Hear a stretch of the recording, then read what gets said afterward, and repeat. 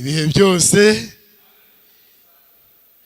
Reka nje namwe dushimira Imana iduhaye kuramuka, izina ryayo rihabwe icyubahiro. Muri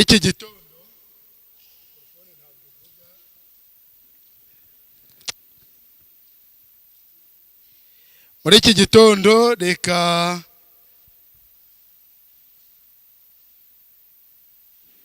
mbamenyeshe yuko tugiye kuganirira hamwe amagambo yaringanijwe.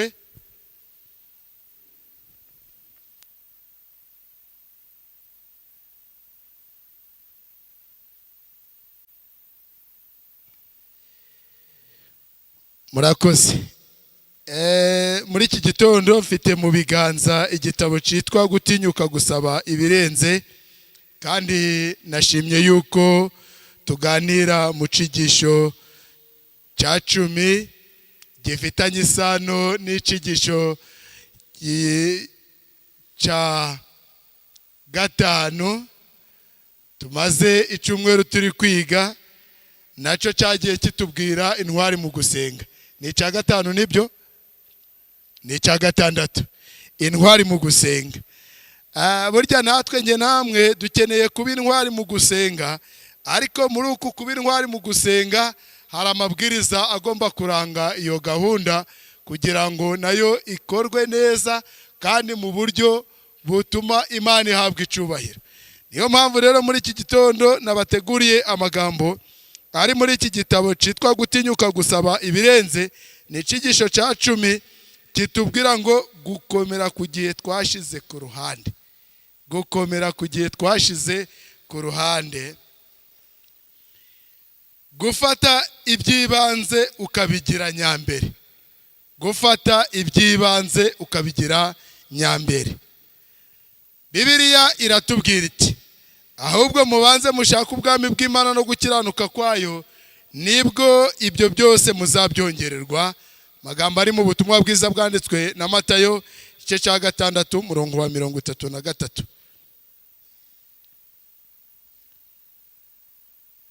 Umwarimukazi yakuriye igicupa kinini gikozwe mu kirahuri kibonerana cyane cyuzuye amabuye agiye angana n'igipfunsi, nuko abaza abanyeshuri be niba icyo gicupa cyuzuye. Bose baramusubije bati yego. Noneho akurura indobo yuzuye utubuyenge dutoya tungana n'amashaza, adusuka muri cya gicupa kirimo y'amabuye angana n'igipfunsi. Noneho aragicugusa, utuyubuyenge dutoya tukaja tumanuka hagati y'amabuye manini. Arongera abaza abanyeshuri ati, mbese noneho iki gicupa kiruzuye? Baramusubiza bati, birashoboka ko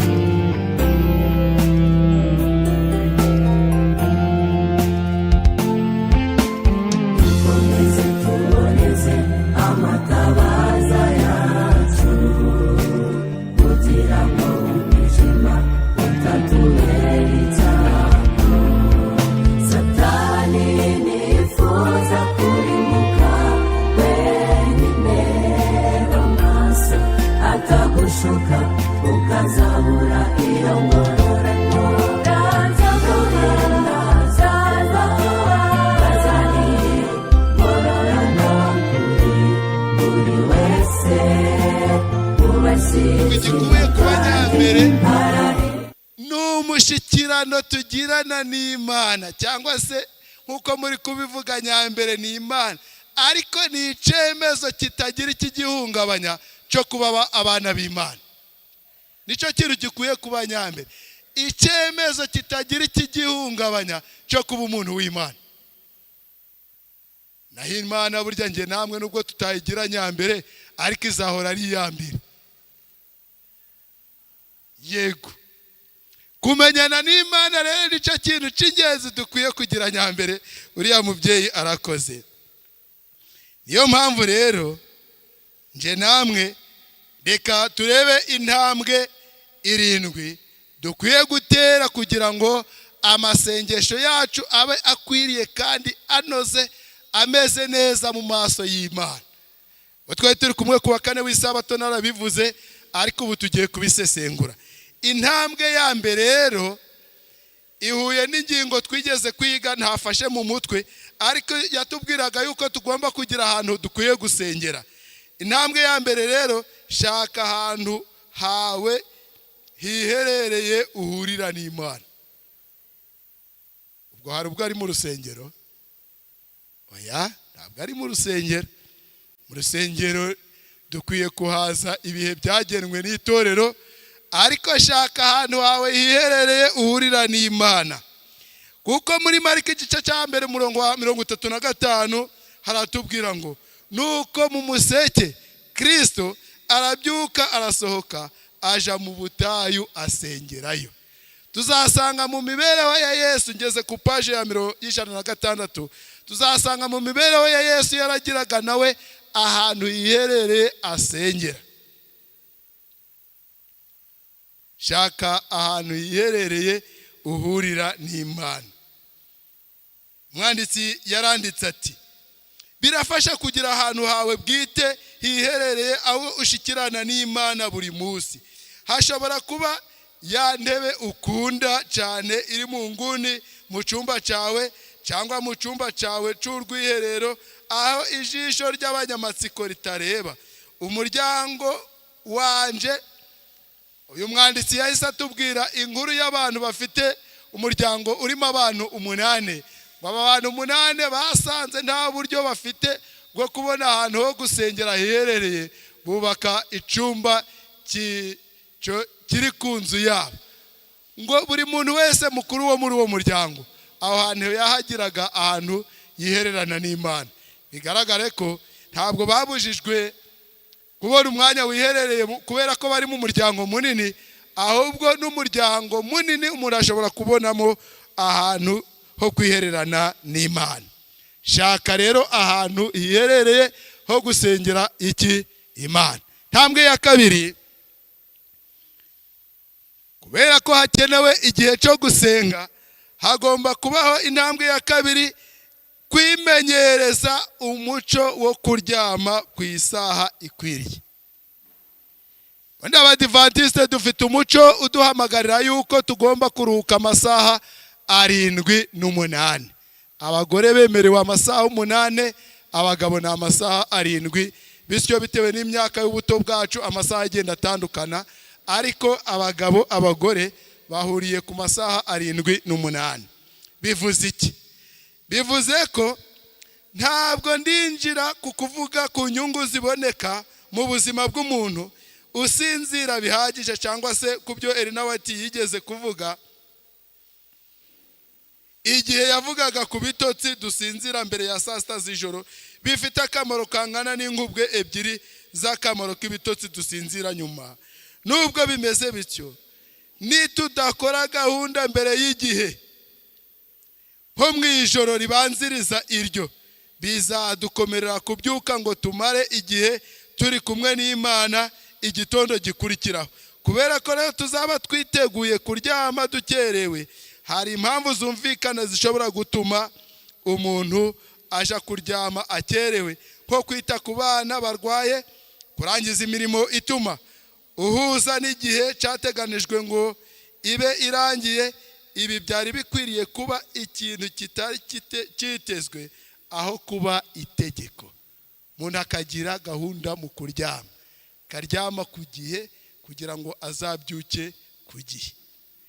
Ibyo rero bidihita bidushira ku ntambwe ya gatatu, iturarikira ngo niba rero twasinziye mu buryo bukwiye imibiri yacu, turaryama ku gihe, tubyuke ku gihe. Imenyereze rero umuco wo kubyuka kare. Abashakashatsi berekanye yuko uburyo bwiza bwo gusabana n'Imana bukwiriye ari igikorwa dukora mu gitondo cya kare, tutaragira ibindi bintu icyo ari cyo cyose kiturogoye. Bityo rero ndasoma amagambo ari ku paje y'107 ku subi iheruka, baranditse ngo nagombaga gusenga mbere yuko mbona undi muntu uwo ari we wese. Akenshi iyo nasinziraga cyane cyangwa ngahura n'abandi bantu butaraca nka saa 11 cyangwa saa 12 za mu gitondo, mbere yuko nsenga isengesho ryanje ryo mu rwiherero, uwo munsi wamberaga mubi. Umuntu uri gutanga ubuhamya muri iki cyigisho, ibyo ntibyabaga bihuje n'ibyanditswe byera. Kristo yabyukaga butaraca akaja mu butayu. Dawidi nawe aravuga ati mu gitondo cya kare nzaja ngushaka, uzaja wumva ijwi ryanje kare mu gitondo. Isengesho ry'umuryango ritakaza imbaraga zaryo n'uburyohe bwaryo, kandi nta kintu cyiza kizashobora gukorera abaza kunshakaho ubufasha. Niyumvagamo igishinja mu mutima wanje, numva ubugingo butigeze bufata icyo kurya, kumva itabaza ritigeze ricanwa. Bityo rero igihe umutima udahugutse binyuze mu isengesho ryo mu rwiherero, numva ryambereye byiza cyane gutangirana n'Imana, nkareba mu maso hayo, umutima wanje nkawuzuza hafi yayo, nkawuzana hafi yayo. Murakoze. Mbere yuko uba hafi y'undi muntu uwo ari we wese. Tukibyuka mu gitondo kare kuri ya masaha twihaye yo kubyukiraho, nico gihe cyiza cyo gusabana n'Imana. Tugezeho ari intambwe ya gatatu, dufashe intambwe ya kane. Ntukemere ko hari ibintu bikurangaza. Iyo ni intambwe ya kane. Igihe ubyutse kuri cyagiye cyagenwe, ntukemere ko ari ibintu bikurangaza. Mwanditsi w'iki gitabo yaravuze ngo abantu bafite telefone, cyane cyane abantu bafite telefone za smartphone, ziba zuzuyemo ibirangaza, kuko iyo uyifashe byashoboka yuko wayimaraho amasaha menshi utateganije, bitewe n'amakuru y'urukurikirane agenda ahererekanwa arimo. Bityo rero irinde ikintu cyose cyakurangaza igihe cyose ubyutse utagiye mu musabano wawe n'Imana. Ku rundi ruhande kandi, niba kubura igihe cyiza kwacu cyo gushikirana n'Imana bituruka ku bunebwe cyangwa kudashira ku mwanya ukwiriye iby'ingenzi kurusha ibindi, ntitugomba kwitega ko Imana yazana itandukaniro mu mibereho yacu. Yesu ashimwe. Niba iby'Imana tutabihaye umwanya ukwiriye, ibyo byo turi kwibwira byo kuba abakristo ntibyashoboka. Icyo umuntu wese ashaka muri ubu buzima kimusaba gukora cyane no kwitanga no kugiha umwanya ukwiriye mu buzima. Iyo bitagenze bityo, icyo yaratumbiriye ntakigeraho. Niyo mpamvu rero natwe n'ubukristo mu gihe dusenga tugomba kuba ari ibintu twahaye agaciro. Turakomeza kugenda tubona abantu bagera hano bakerewe, turakomeza kugenda tubabona. Biterwa n'iki? Ibyo twagize nyambere ni ibiki? Cyakora hari n'ababagize impamvu zigenda zitandukanye, ariko biterwa n'iki? Ubisubize. Bityo rero duhita tugera ku ntambwe ya gatanu, yitwa gukora gahunda kandi ukayubahiriza. Nubwo dukeneye iteka kwiyegurira ubuyobozi bwa Mwuka Wera, ni ingenzi ko buri munsi tugerageza gukora gahunda y'uburyo turamarana igihe cyacu n'Imana. Muri ubwo buryo ntituzarangazwa no kugerageza gutekereza kuco turi bwige nidukanguka, ahubwo tuzaba turi abantu bafite gahunda y'igihe twagennye cyo kubana n'iki? N'Imana. Yesu ashimwe. Turacyari kumwe? Bavandimwe, gusenga nabyo bigira gahunda, kandi mu gihe turimo dukeneye kugira ngo amasengesho yacu asengwe kandi yumvirwe n'Imana. Natwe rero turatangira guhabwa umurongo w'uko buryo turakora icyo gikorwa mu buryo bwiza. Nta buryo bwiza cyangwa bubi bwo gushikirana n'Imana. Aka kantu ni akantu k'ingenzi mugomba kwitondera. Nta buryo bwiza cyangwa bubi bwo gushikirana n'Imana. Icy'ingenzi ni uko tugira ubwo buryo. Nyamara kandi ni byiza cyane ko dushaka igihe cyo kwiga Bibiliya no gusenga. Ntitugomba kwirengagiza kimwe muri ibyo byombi kugira ngo ikindi gikorwe. Byombi birajyana, gusenga no kwiga ijambo ry'Imana. Mwanditsi w'iki gitabo yarasobanuye, yerekana yuko dufite ibitabo byinshi byiza by'umwuka w'ubuhanuzi, kandi dufite n'ibindi bitabo rwose byadufasha gusobanukirwa iby'Imana. Ariko yaratubwiye ati, mbere ya byose mureke Bibiliya aba ari yiza ku ruhembe rw'imbere igihe turi kwiga ijambo ry'Imana. Yesu ashimwe. Kandi gusenga no kwiga ijambo ry'Imana byombi birajyana, nta gisigara. Mwibuke ko ari nabyo mbarutso y'ububyutse n'ivugurura, kwiga ijambo ry'Imana no gusenga.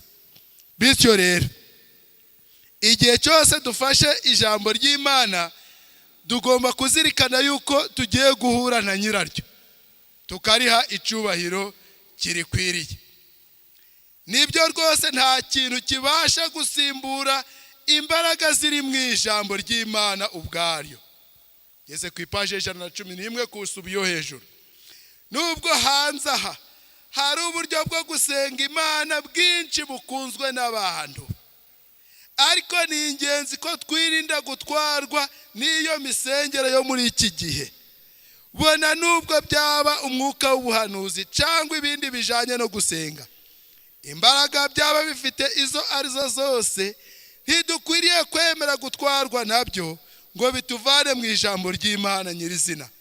Nta kintu kibasha gusimbura ijambo ry'Imana.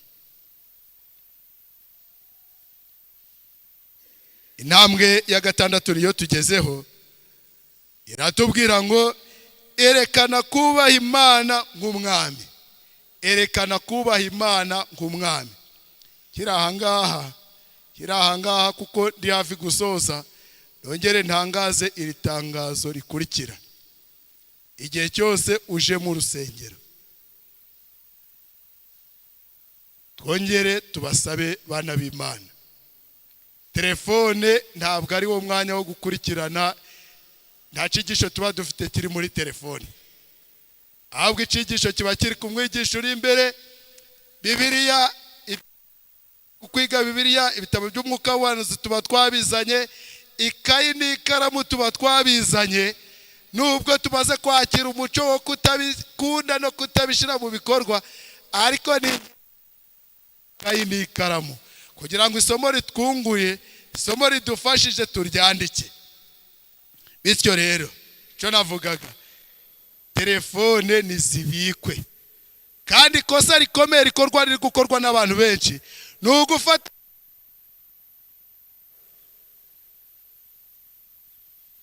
iryo kosa ababyeyi benshi bari gukora muri rusengero, kandi siryo. Nongera amabwire ngo sibyo. Ko mwese muzi muri aya matelefone,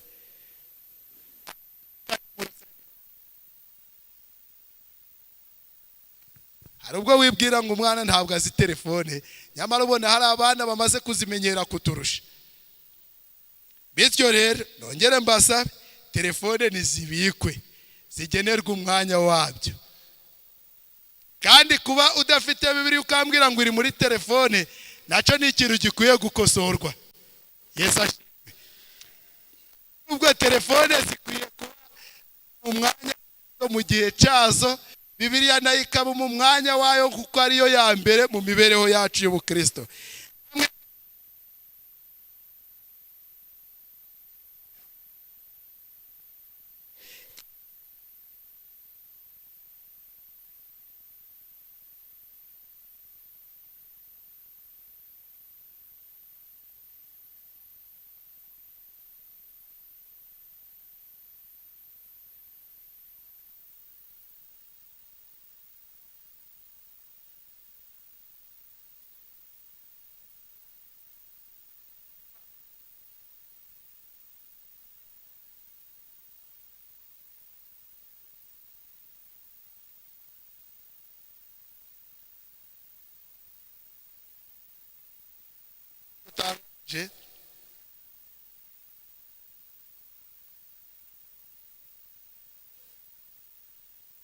Abafite iki gitabo inkuru kw'abantu benshi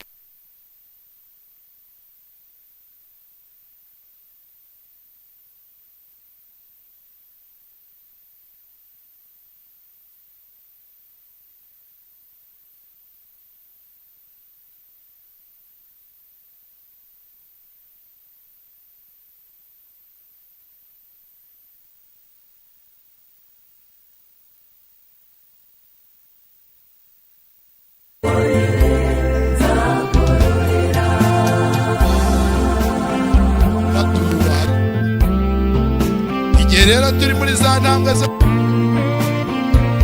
Imana, tukarangwa n'imibereho yo kubaha Imana. Niba tubasha guha abanyacubahiro b'isi icubahiro kingana gitya, ntidukwiye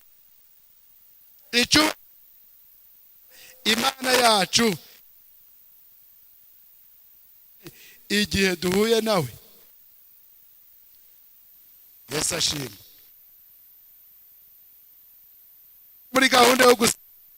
tugomba kuba turi abantu bubashe uwo dusenga, tukubaha Imana. Niyo mpamvu uzasanga hari n'amakosa dukora adakwiriye. Intambwe ya 7 rero tusorezaho itubwira ngo rero ka Imana ikomeze kubana nawe mu byo urimo byose uwo munsi. Muri iyi ngingo yo cyose twagize musabano n'Imana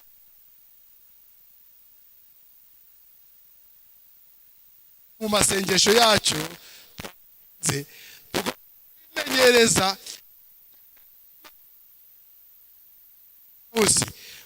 ngo Imana ikomeze kuba umuyobozi w'ibikorwa byacu byose.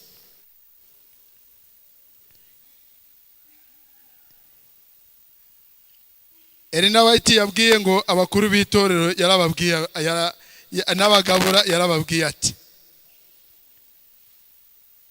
akwiriye kuba n'umwe utekereza ko afite imirimo myinshi ku buryo adashobora gusenga, ngo akaba afite akazi kenshi cyane ku buryo atagenda ashakisha akanya